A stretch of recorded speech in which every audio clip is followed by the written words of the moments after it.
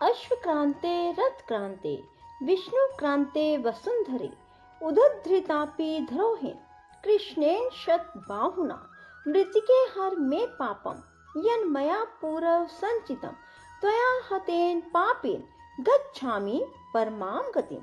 राधे राधे मेरे प्यारे भाइयों बहनों माताओं व बंधुओं, संस्कार की बातें चैनल में आपका स्वागत है। बंधुओं, आज पुत्रदा एकादशी की शाम मैं आपको सुना रही हूँ नारायण कवच।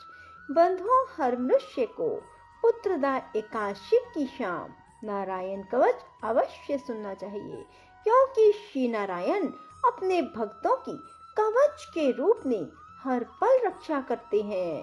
बंधुओं, पूर्ण विश्वास सच्ची निष्ठा के साथ नारायण कवच को सुने। बंधुओं, यदि आपने YouTube चैनल संस्कार की बातें अब तक सब्सक्राइब नहीं किया तो जरूर करें और बेल आइकन दबाना ना भूलें, ताकि आपको हमारी आने वाली सभी वीडियोस की जानकारी सबसे पहले हो सके। बोलो विष्णु भगवान की जय हो। राजा परीक्षित ने पूछा, भगवान, देवराज इंद्र ने जिससे सुरक्षित होकर शत्रुओं की चतुरंगिनी सेना को खेल खेल में अनायास ही जीतकर त्रिलोकी की राज लक्ष्मी का उपभोग किया, आप उस नारायण कवच को सुनाइए और यह भी बताइए कि उन्होंने उससे सुरक्षित होकर रणभूमि में किस प्रकार आक्रमणकारी शत्रुओं पर विजय प्राप्त की। श्री शुकदेव जी ने कहा, परीक्षित, जब देवताओं ने विश्व रूप को पुरोहित बना लिया, तब देवराज इंद्र के प्रश्न करने पर विश्व रूप ने नारायण कवच का उपदेश दिया। तुम एकाग्रचित होकर उसे सुनो। विश्व रूप ने कहा, देवराज इंद्र, भय का अवसर उपस्थित होने पर नारायण कवच धारण करके अपने शरीर की रक्षा कर लेनी चाहिए। उसकी विधि इस प्रकार है, पहले हाथ पैर धोकर आचमन करें, फिर हाथ में कुश की पवित्री धारण करके उत्तर मुख करके बैठ जाएं। इसके बाद कवच धारण पर्यंत और कुछ ना बोलने का निश्चय करके पवित्रता से ओम नमो नारायणाय द्वारा हृदय आदि अंग न्यास करें और फिर इसी मंत्र से पैरों, घुटनों, जांघों, पेट, हृदय, वक्षस्थल, मुख और सिर में न्यास करें। पूर्वोक्त मंत्र के यकार से लेकर ओमकार तक 8 अक्षरों का सिर से आरंभ कर उन्हीं 8 अंगों में विपरीत क्रम से न्यास करें।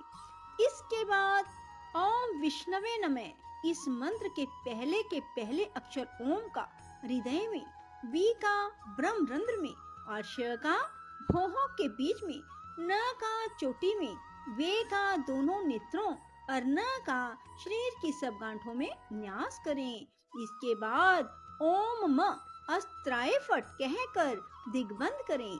इस प्रकार न्यास करने से इस विधि को जानने वाला पुरुष मंत्रमय हो जाता है।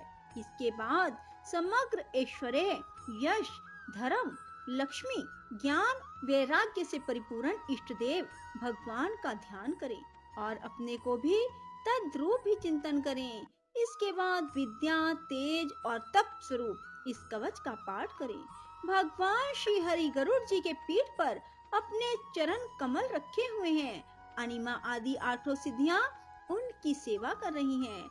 8 हाथों में शंख, चक्र, ढाल, तलवार, गदा, बाण, धनुष और पाश धारण किए हुए हैं। वे ही ओमकार स्वरूप प्रभु सब प्रकार से सब और से मेरी रक्षा करें।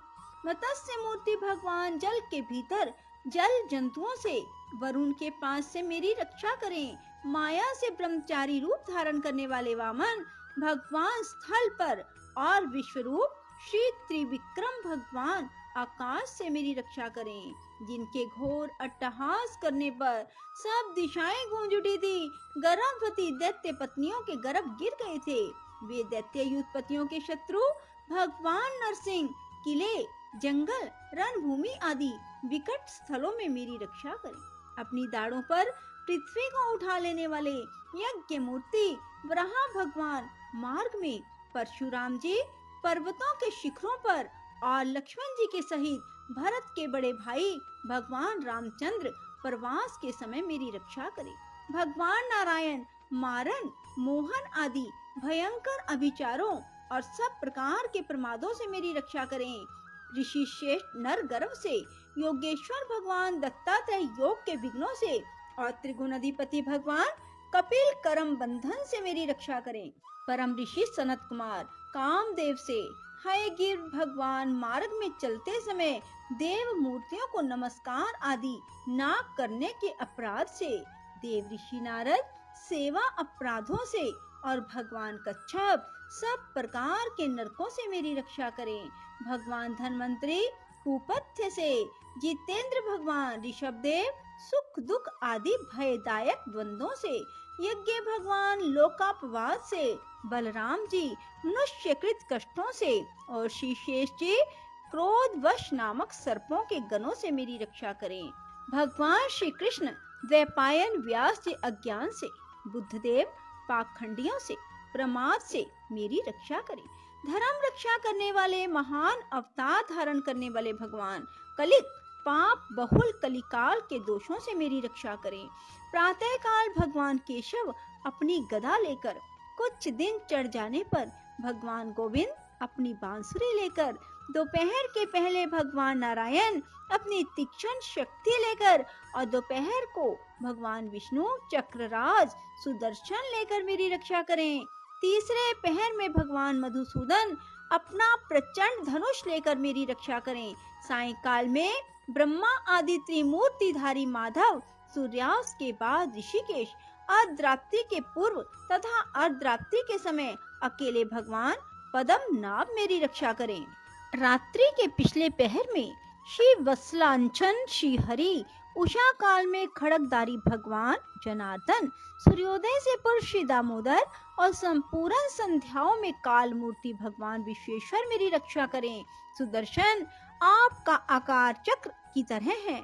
आपके किनारे का भाग प्रलय कालीन अग्नि के समान अत्यंत तीव्र है। आप भगवान की प्रेरणा से सब और घूमते रहते हैं। जैसे आग वायु की सहायता से सूखे घास फूस को जला डालती है, वैसे ही आप हमारी शत्रु सेना को शीघ्र से शीघ्र जला दीजिए, जला दीजिए।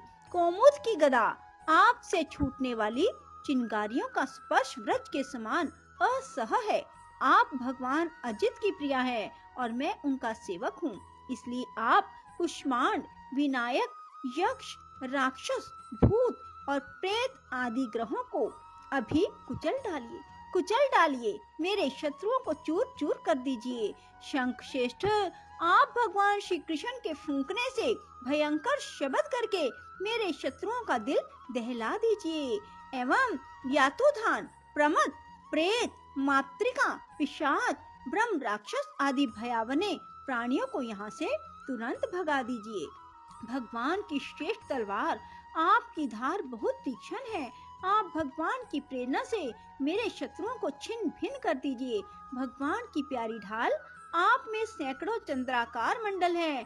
आप पाप दृष्टि, पाप आत्मा शत्रुओं की आंखें बंद कर दीजिए और उन्हें सदा के लिए अंधा बना दीजिए। सूर्य आदि ग्रह, धूमकेतु आदि तारे, दुष्ट मनुष्य, सर्प आदि रेंगने वाले जंतु, दाढ़ों वाले हिंसक पशु, भूत प्रेत आदि पापी प्राणियों से हमें जो जो भय हो और जो हमारे मंगल के विरोधी हो, वे सभी भगवान के नाम रूप आयुधों का कीर्तन करने से तत्काल नष्ट हो जाते हैं। बृहद, रथंतर आदि साम वेदीय स्तोत्रों से जिनकी स्तुति की जाती है, वे वेद मूर्ति भगवान गरुड़ और विश्वक्सेन जी अपने नाम उच्चारण के प्रभाव से हमें सब प्रकार की विपत्तियों से बचाएं। श्री हरि के नाम, रूप, वाहन, आयुध और श्रेष्ठ पार्षद हमारी बुद्धि, इंद्रिय, मन और प्राणों को सब प्रकार की आपत्तियों से बचाएं। जितना भी कार्य अथवा कारण रूप जगत है, वह वास्तव में भगवान ही है। इस सत्य के प्रभाव से हमारे सारे उपद्रव नष्ट हो जाएं। जो लोग ब्रह्म और आत्मा की एकता का अनुभव कर चुके हैं, उनकी दृष्टि में भगवान का स्वरूप समस्त विकल्पों से रहित है, भेदों से रहित है। फिर भी वे अपनी माया शक्ति के द्वारा भूषण, आयुध और रूप नामक शक्तियों को धारण करते हैं। यह बात निश्चित रूप से सत्य है। इस कारण सर्वज्ञ सर्वव्यापक भगवान श्री हरि सदा सर्वत्र रूप स्वरूपों से हमारी रक्षा करे, जो अपने भयंकर अट्टहास से सब लोगों के भय को भगा देते हैं और अपने तेज से सबका तेज ग्रस लेते हैं। वे भगवान नरसिंह दिशा विदिशा में नीचे ऊपर बाहर भीतर सब ओर से हमारी रक्षा करें। देवराज इंद्र, मैंने तुम्हें यह नारायण कवच सुना दिया, इस कवच से तुम अपने को सुरक्षित कर लो, बस फिर तुम अनायास ही सब दैत्य युद्धपतियों को जीत कर लोगे। इस नारायण कवच को धारण करने वाला पुरुष जिसको भी अपने नेत्रों से देख लेता है, उसके पैर छू देता है, तत्काल समस्त भयों से मुक्त हो जाता है।